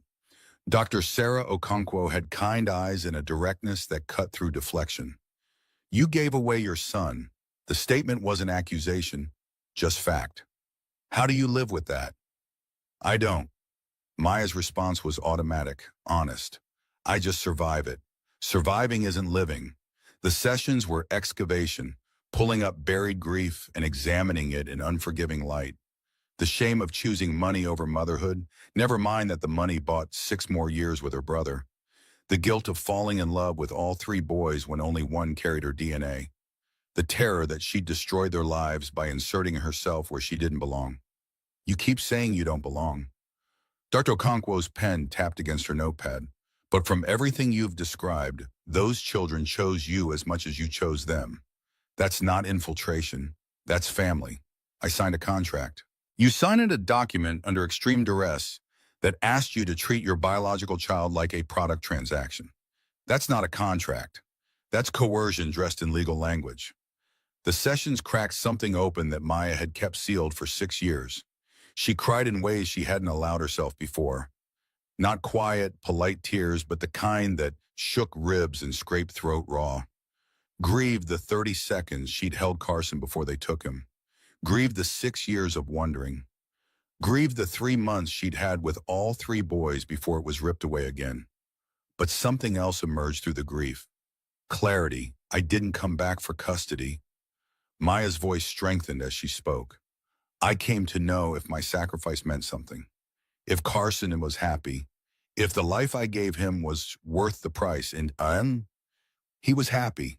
They all were until I left. So the question isn't whether you belong. It's whether you're brave enough to fight for the family you've already built. April arrived wet and tentative, spring struggling to break through winter's grip. The court date was set for the 15th, family court in San Francisco County, Judge Patricia Wong presiding. Ethan had researched her, former family law attorney, reputation for fairness, mother of two, no obvious biases that would predict her ruling. Jennifer prepared him like a witness in a corporate trial. Stick to facts, show remorse for not discovering Ms. Chen's identity sooner, but emphasize the positive outcomes. Don't attack the agency. We need to look reasonable, not vindictive. The courthouse steps felt like walking toward judgment.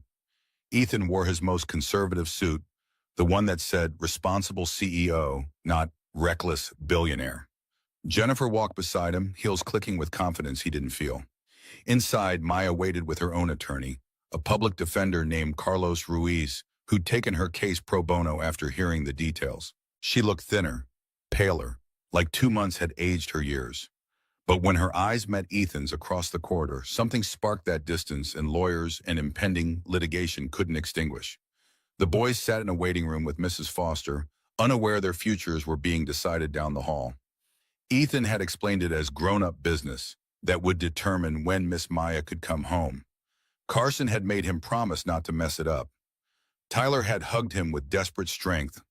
Noah had handed him a drawing, 2 stick figures holding hands while storm clouds gathered overhead. All rise. The bailiff's voice cut through nervous whispers. The Honorable Judge Patricia Wong, presiding. Judge Wong was younger than Ethan expected. Early 50s with silver threading through black hair pulled into a neat bun. She reviewed the case file with the concentration of someone who understood that children's lives hung in the balance. This is unusual. Her first words set the tone. A surrogacy contract violation, where the intended parent wants the surrogate to maintain contact. Elite Reproductive Services seeking damages and permanent separation. Everyone claims to be acting in the children's best interest. She looked up, gaze sharp. Let's see if that's actually true. Attorney Morrison represented Elite Reproductive Services. Late 50s, silver-haired, carrying himself with the certainty of someone who'd never lost a case. He opened with precedent, citing 3 cases where surrogates who violated no-contact clauses were found liable. Contracts enforced, damages awarded. Our business model depends on clear boundaries. If surrogates believe they can reclaim access to children they've relinquished, the entire system becomes untenable. Intended parents need certainty.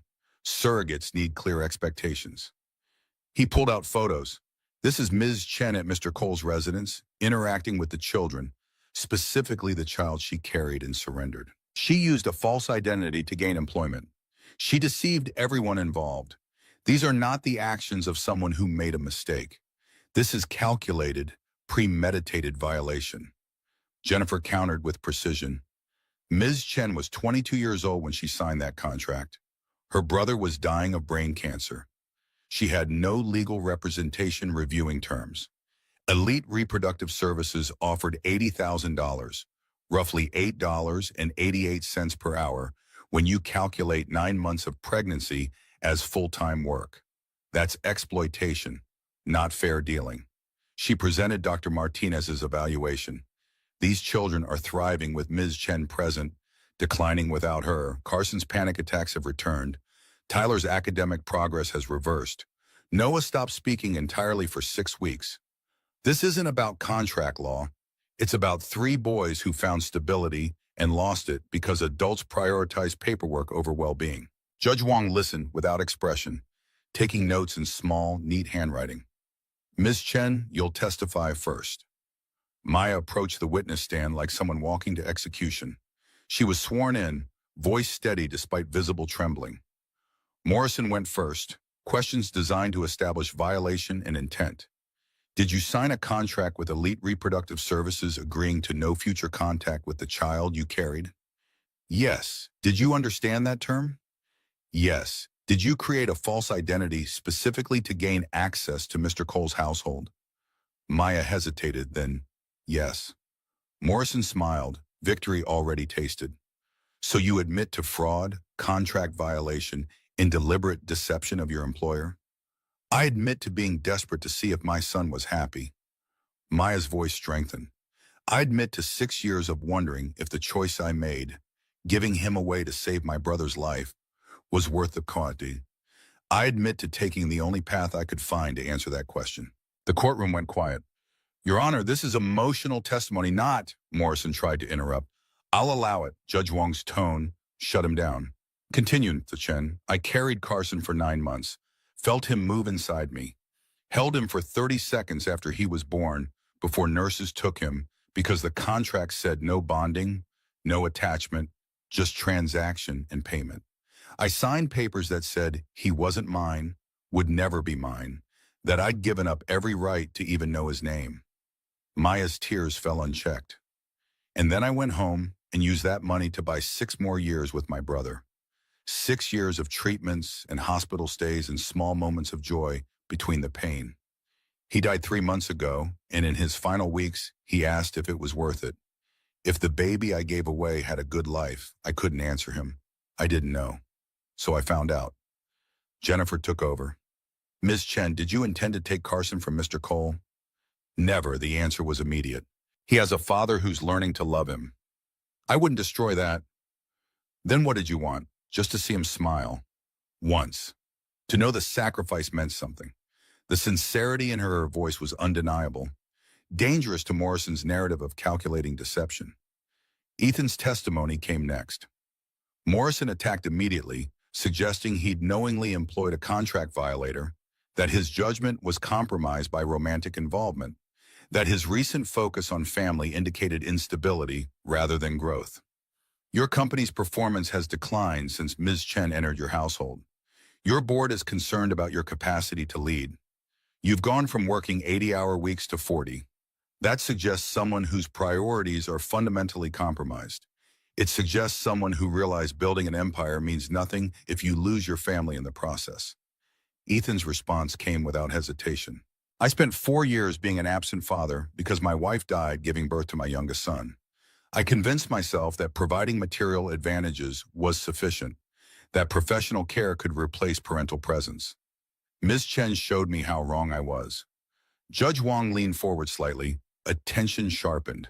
She taught me that being a father isn't signing checks or hiring staff. It's showing up for homework help even when you're terrible at math. It's sitting through soccer practice in the cold. It's holding your child through nightmares.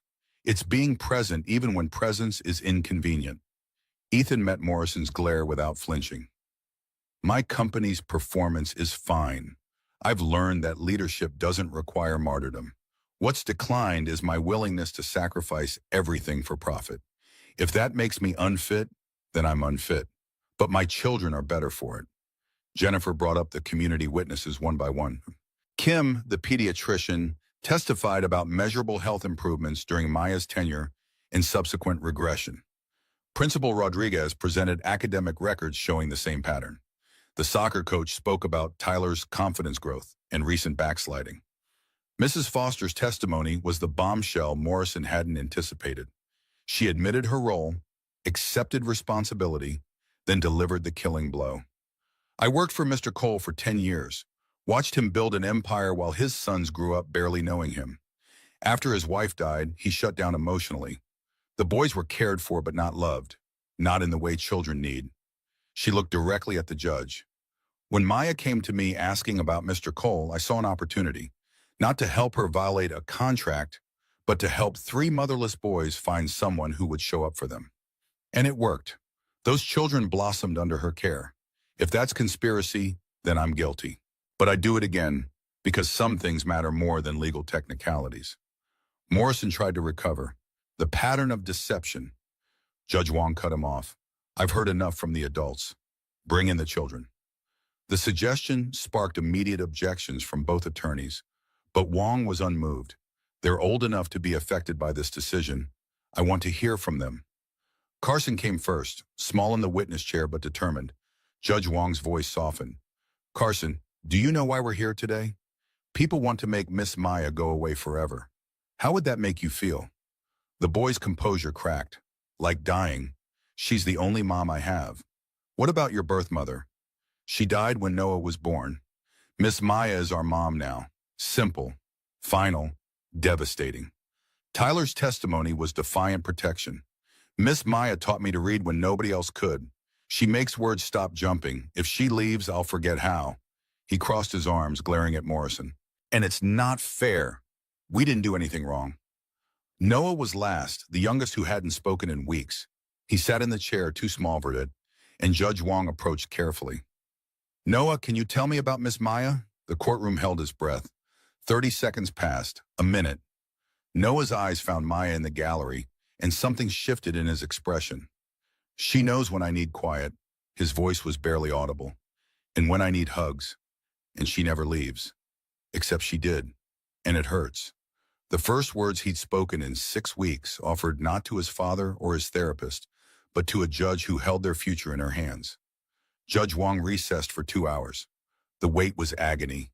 Ethan sat in the corridor with Maya separated by their lawyers in a distance that felt like miles. He wanted to tell her it would be okay, that they'd win, that they'd figure it out. But he had no guarantees and she deserved more than empty promises. The boys sat with Mrs. Foster, playing a card game none of them paid attention to. Carson kept glancing at the courtroom doors. Tyler fidgeted with destructive energy. Noah drew, always drew, finding solace in images when words failed. All rise. Judge Wong's expression was unreadable as she took her seat. She reviewed notes for a long moment before speaking. This is the most unusual case I've encountered in 15 years on the bench. Clear contract violation. Equally clear benefit to the children. Adults who behave badly, but from understandable motives. She looked at Morrison. Elite Reproductive Services has legitimate concerns about precedent. If every surrogate who regrets relinquishment can simply create a false identity and insert themselves into their biological child's life, the system becomes unworkable. Then her gaze shifted to Maya and Ethan. However, contracts signed under extreme duress can be challenged. A 22-year-old with a dying brother and no legal counsel is not making free choices. She's surviving. The contract was unconscionable. Morrison opened his mouth to object. Wong's raised hand stopped him. More importantly, the best interest of the children is paramount. These boys are demonstrably better with Ms. Chen present. Medical records, academic reports, psychological evaluation, everything supports that conclusion. She paused, weight of judgment visible. Here's my ruling. Ms. Chen will pay $50,000 in penalties to Elite Reproductive Services. Payment plan over 10 years. Mr. Cole will co-sign as guarantor. In exchange, the contract is modified. Ms. Chen may remain in the household as family consultant, not employee, consultant. Mr. Cole retains sole legal custody. Ms. Chen receives defined visitation rights in writing, annual family court reviews. If the children continue thriving, the arrangement continues. If problems arise, it ends. She looked at each of them in turn. This is compromise, not perfect. But sometimes perfect is the enemy of good enough. Don't make me regret this. The gavel fell. Morrison looked furious. Maya was crying. Ethan couldn't breathe around the relief choking his throat. One more thing. Judge Wong gestured them closer, voice dropping below official record. Off the record, I was a surrogate 20 years ago. Gave my daughter to a couple who couldn't conceive. I think about her every day. Wonder if she's happy, if I made the right choice, if she ever thinks about me. She met Maya's eyes. You two have what I never got, a chance to know. Don't waste it. That evening, Maya came home. The boys heard her car in the driveway before Ethan could announce anything. They erupted from the house like champagne corks, all three hitting her simultaneously in a collision of limbs and tears and words tumbling over each other, too fast to separate. You're back. You came back. You promised and you came back. She sank to her knees on the driveway, gathering them close, and Ethan watched his family knit itself back together piece by piece. The hole that had gaped for 2 months sealed over. Not perfectly, but enough. Inside, after the boys finally released her and scattered to show her everything she'd missed, drawings and school projects in the gap where Tyler's tooth had fallen out, Maya and Ethan stood in the kitchen that had always been her territory. "There's something we need to tell Carson." Her voice was steady despite visible fear. "About me, about where he came from. Tonight, he's old enough to know some version of the truth, and he deserves to hear it from us, not overhear it or find out some other way." The family meeting happened after dinner. All five gathered in the living room that had transformed from showpiece to actual living space over the past months. Carson sensed the weight of what was coming, his anxiety manifesting in rigid posture and quick breathing. "We need to talk about something important." Ethan's voice was gentle. "About Miss Maya and Carson and where babies come from." Tyler perked up. "Are you getting married? We haven't talked about that, but there's something you should know about how Carson was born." Maya took over, her words careful and age-appropriate. 6 years ago, when Carson was just a tiny baby growing, he grew in my tummy instead of in a mommy who lives here. That's called being a surrogate." Carson's face scrunched in confusion. "You're my mom?" "Biologically, yes, but your dad is your dad. He's the one raising you and taking care of you. Why didn't you keep me?" The question every adopted child asks eventually, the one with no good answer.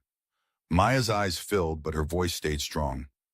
"Because my brother Michael was very sick with cancer. He needed expensive surgery, and I didn't have enough money. So I made a very hard choice. I helped your dad and his wife have you. They paid me money that saved Michael's life for 6 more years.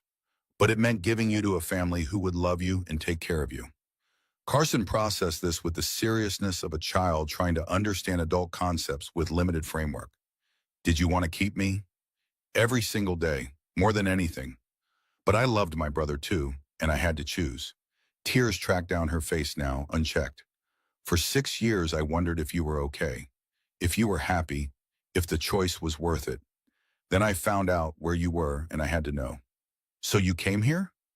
Carson was still puzzling it out. "I came here, and I met you and your brothers, and I fell in love with all 3 of you." She looked at Tyler and Noah. "You didn't grow in my tummy, but I love you just as much. You're all mine now if you want to be. Can I call you Mom?" Carson's question came tentative, testing. "If you want to. But your dad is still your dad. Nothing changes that. Can we have 2 parents? That's allowed?" Ethan pulled Carson into his lap. "That's allowed. You can have a dad and a mom who both love you very much." Tyler, never one for complex emotional processing, shrugged. "Can I call you Mom too?" "Please." Noah simply moved to Maya's side and leaned against her, the question and answer both unnecessary. "Mom, Maya." The words were quiet but certain. October returned with the slow inevitability of seasons completing their circle. 2 years since Ethan had come home early and seen Maya with his sons under the oak tree. The leaves were falling again, amber and rust, spinning lazy spirals in afternoon light that felt like memory made visible. The journey between that first October and this one had been neither smooth nor simple. The engagement came quietly in June of that first year after the trial. Simple gold band presented not with grand gestures, but with certainty earned through crisis survived together. The wedding followed in November, small gathering under this same oak tree with Judge Wong officiating, Mrs. Foster crying through the entire ceremony, 3 boys in miniature suits trying not to giggle during vows that promise forever. Emma arrived the following March, 3 weeks early and impatient, pink and screaming and healthy. Maya had held her immediately this time. Not 30 stolen seconds, but hours, days, years, stretching forward with no contracts or countdowns or payment due. The daughter she got to keep, to raise, to watch grow alongside the sons who'd chosen her as much as she'd chosen them. Now Sunday afternoon found them under the oak tree again, the scene echoing that first discovery, but transformed by everything that had changed. Ethan stood teaching the boys baseball with his usual complete incompetence. Some things even 2 years couldn't fix. Carson, 8 now and losing teeth, actually connected with the ball, sending it sailing with a crack of wood against leather. Tyler, 7 and finally reading chapter books without stumbling, was more interested in the beetle he'd discovered near what was theoretically second base. Noah, 6 and carrying a portfolio of drawings that impressed his kindergarten teacher, sat in the grass capturing the whole scene in crayon and marker. Maya watched from her chair, one hand resting on her belly, where their second daughter was already making her presence known at 4 months along. Sarah, they decided, full name this time, not just middle name borrowed, honoring the wife who'd come first, the mother these boys deserved to remember. Carson's ball landed near her feet. He ran over to retrieve it, then paused, studying her face with the too perceptive gaze of a child who'd learned early that adults carried complicated emotions.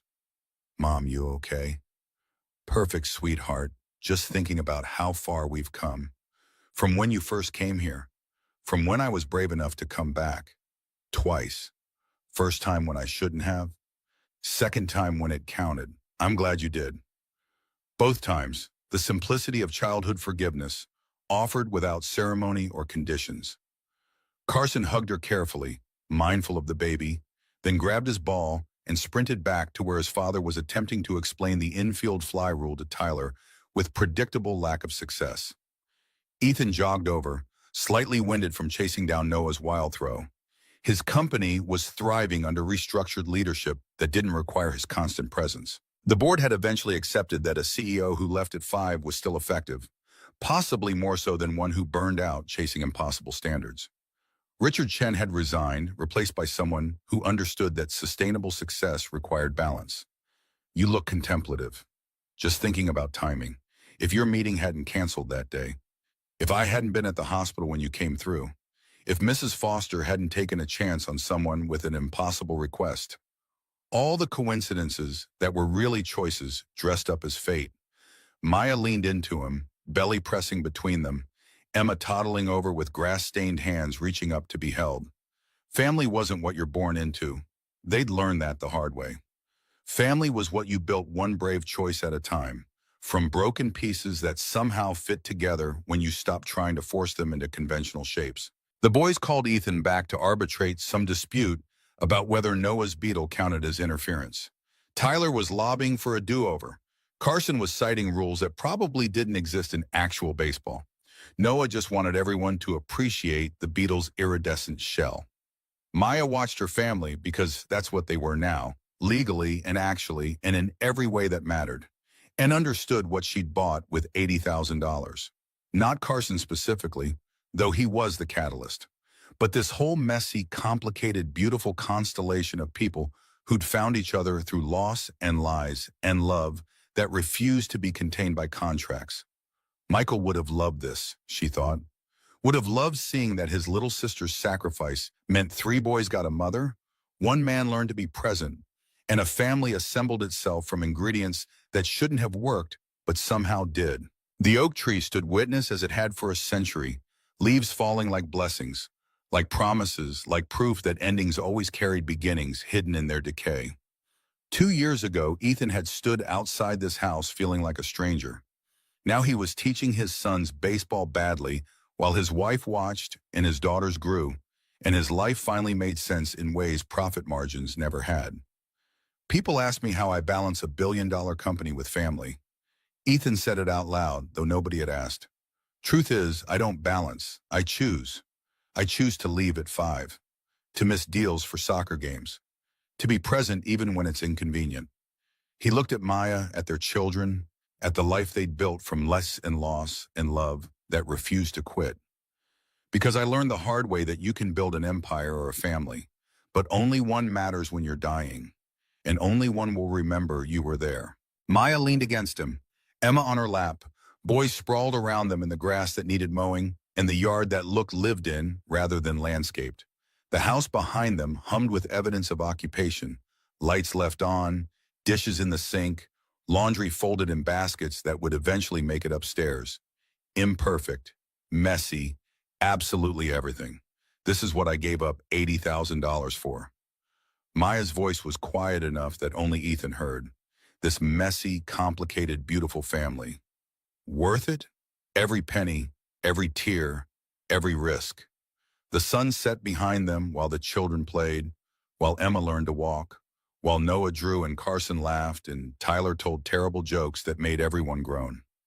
While 2 people who'd started as strangers, One selling a child, one buying the chance at fatherhood, became partners in the most important work they'd ever do, raising children who knew they were loved, building a family that chose each other daily, showing up even when it was hard, especially when it was hard, because that's what love actually looked like when you stripped away the easy parts in the fairy tale endings. Just presence, just choosing to stay, just being brave enough to trim on. The leaves kept falling, golden in the fading light, blessing the family beneath the oak tree with autumn's promise that every ending holds a beginning, that loss plants seeds for growth, that sometimes you have to give away everything to find out what you actually need. And sometimes, if you're very lucky and very brave, you get a second chance to do it right.